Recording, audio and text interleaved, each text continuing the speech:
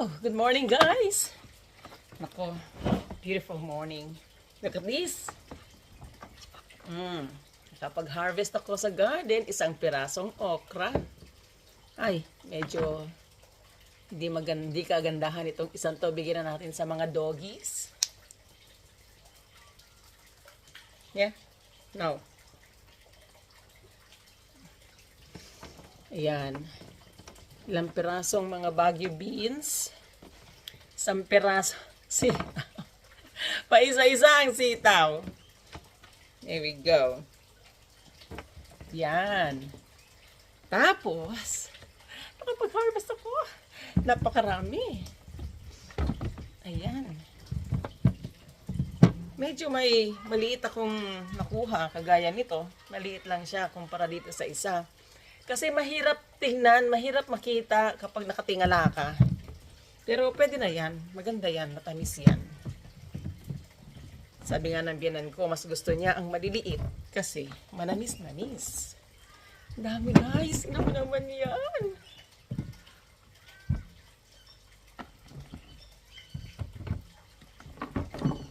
Oh. So, makakapamigay tayo dahil hindi ko naman ito lahat mauubos. Yan. Napakarami. Yan. Kapag tayo may biyaya, huwag tayong manghinayang na mamigay. Lalo na't alam naman natin na hindi natin kayang ubusin. Hindi ba? Mag-share tayo. There you go. Sa isang pirasong sayote na tanim, napakarami nang maibabalik nito sa inyo. Ito ang kagandahan sa pagtatanim. Talagang, nakakataba ng puso kapag namunga na. Very rewarding. At nasusukat kung gaano tayo generous. Ayan, di ba? Beautiful, beautiful morning. Hello everybody. Beautiful day today. Yes, it's gloomy outside, but still a beautiful day because it's my favorite mother-in-law's birthday. There you go. Happy birthday, Mom. Happy birthday. I made her para pagsaluhan namin, yan, lumpia and pansit. Yan, that's our lunch, her birthday lunch at her home. There you go. Yummy. Sausawan, sweet chili sauce, at calamansi juice para lalagay sa pansit. There you go. So, happy birthday! Hello guys. Luto-lutuan kami mag-asawa. Kanya-kanyang luto ng ulam. Pagkain, dinner. Ito ang sa akin. Yan ay escabeche na pampano. Diba? Ang laki. Malaki siya, oh. Mas malaki sa palad ko. Yan.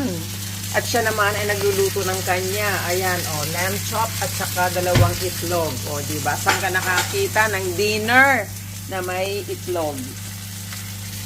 Dinner yan. Itong sa akin. Tapos, I am heating up some rice dito sa microwave. Yan. Ay, sarap to. Yumminess. Ang aking pinang-asim ay pineapple juice at saka konting suka. Yummy. Ay, nabasag ang egg. Oh. Yan, luto na ang aking rice. My rice is ready to go. Look at that.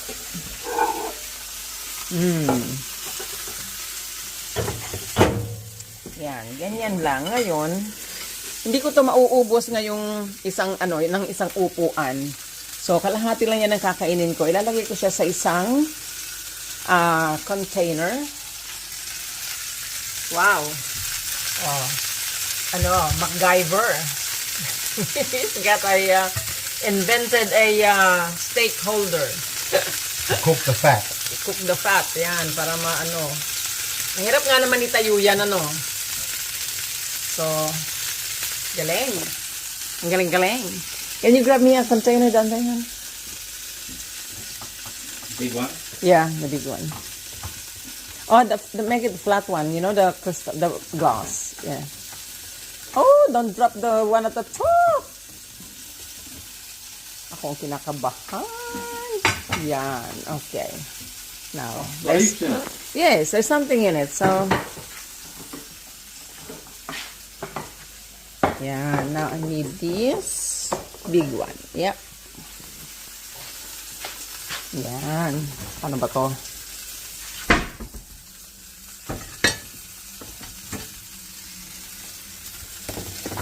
Can you help me put the fish in there, honey?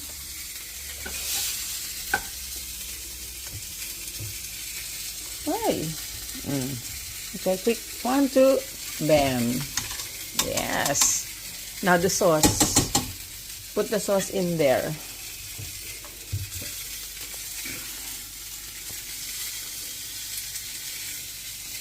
Yes, like that.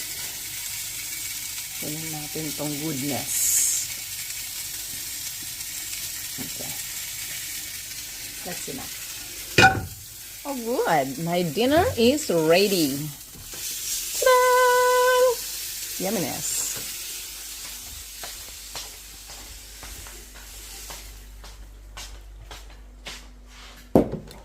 Oh, ayan na yung kanya. Meron pa siyang, sweet potato chips. Aking rice. Does it taste any better with garlic? No.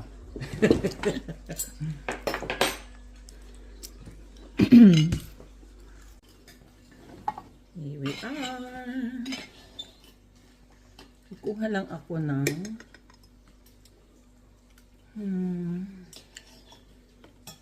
ang gagawin ko dito. Ayan.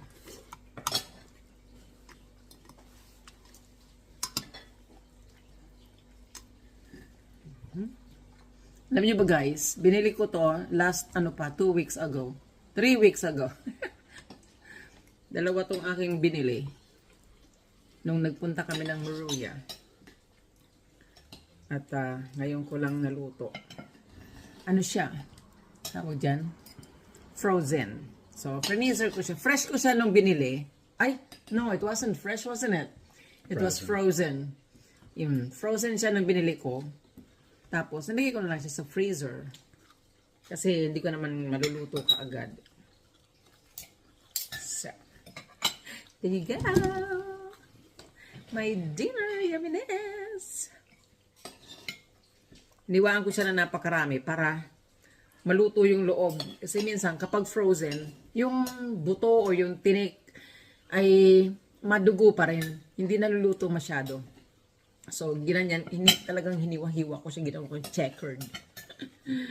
Ginawa ko siyang checkered.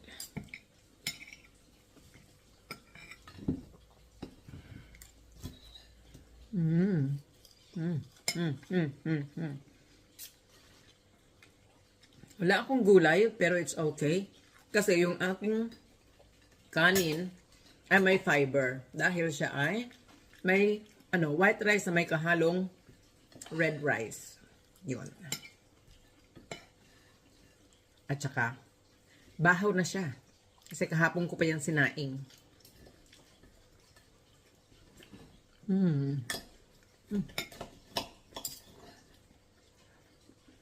Yum.